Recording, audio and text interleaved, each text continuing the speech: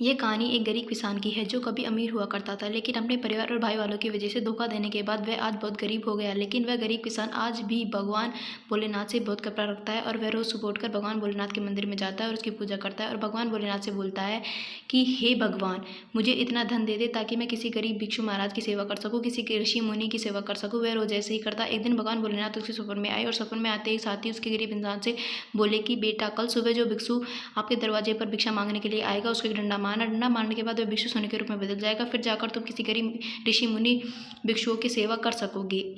इस वाक्य को एक लालची इंसान देख रहा था। उसने एक भिक्षु को डंडा मारा और सोने के रूप में बदल गया। तो मैं पूरे गांव के भिक्षु को बुलाकर निमंत्रण देता हूँ।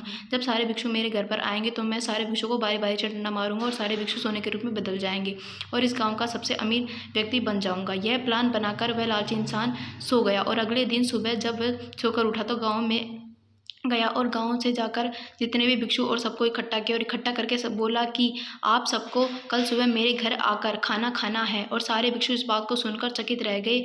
जो लालची इंसान जैसे भिक्षु पैसा लूट कर खाता है वह हमें क्या खाना खिलाएगा। लेकिन सारे भिक्षु ने सोचा कोई बात नहीं, घर जाके खाना ही तो नहीं खाना है।